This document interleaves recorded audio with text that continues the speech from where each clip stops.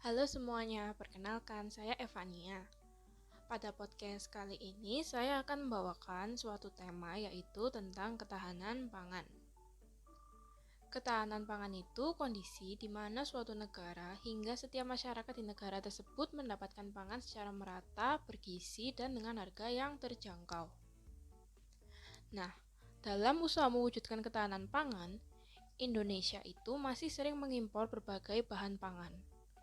Hal ini terjadi karena produksi dalam negeri yang masih terbatas sedangkan jumlah penduduk yang semakin meningkat. Selain alasan-alasan tersebut, pemanasan global juga menjadi salah satu alasan kurangnya produksi pangan di Indonesia. Pemanasan global menyebabkan cuaca tidak lagi dapat diprediksi. Misalnya, pada bulan September hingga Desember seharusnya Indonesia memasuki musim penghujan. Tetapi nyatanya hujan jarang turun dan cuaca semakin panas. Tentu hal ini akan berdampak kepada aktivitas pertanian yang biasa dilakukan pada musim penghujan. Untuk mengatasi hal-hal yang dapat mengganggu ketahanan pangan, ada beberapa cara yang telah dilakukan oleh berbagai negara di dunia termasuk Indonesia. Salah satunya adalah dengan melakukan rekayasa genetika, yaitu memodifikasi atau menambah susunan suatu gen pada organisme untuk menghasilkan turunan yang diinginkan manusia pada beberapa produk pangan. Rekayasa genetika ini memungkinkan manusia untuk menghasilkan produk pangan yang unggul, tahan lama, dan dengan tingkat produktivitas yang tinggi. Produk-produk rekayasa genetika sendiri sudah banyak tersebar di seluruh dunia. Tetapi sempat terjadi perdebatan dan keraguan dari masyarakat. Apakah produk pangan tersebut aman untuk dikonsumsi dalam jangka waktu yang panjang? Produk pangan hasil rekayasa genetika jika tidak mendapatkan pengawasan yang benar, ditakutkan akan muncul dampak negatif pada tubuh manusia.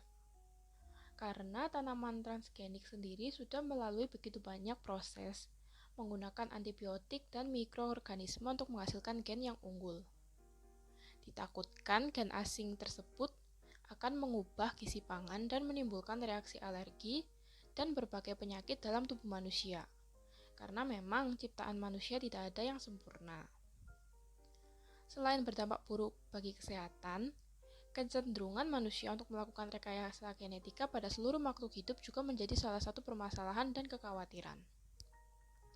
Pada awalnya, rekayasa genetika dilakukan pada tanaman untuk menghasilkan produk pangan yang unggul, dan juga pada hewan untuk menghasilkan ternak yang lebih sehat. Tetapi bagaimana jika rekayasa genetika juga dilakukan pada manusia untuk mendapatkan senjata biologis? Tentu hal ini akan melanggar nilai-nilai kemanusiaan. Jadi jangan sampai suatu hal positif yang dilakukan berlebihan malah memberikan dampak negatif dan menghilangkan nilai-nilai kemanusiaan. Maka dari itu, dalam usaha ketahanan pangan diharapkan Indonesia tidak mengandalkan rekayasa genetika. Karena apa gunanya mewujudkan ketahanan pangan dengan produk yang tidak menjamin kesehatan manusia untuk jangka waktu yang panjang? Indonesia juga harus tetap mengusahakan produk pertanian secara alami dengan meningkatkan kerjasama antara pemerintah dan pertanian. Pemerintah dapat menyediakan pupuk bersubsidi, irigasi pertanian yang baik, bibit tanaman yang berkualitas, dan lahan yang memadai untuk menjadi tempat pertanian. Sehingga ketahanan pangan dengan mengandalkan produk yang alami juga dapat terlaksana.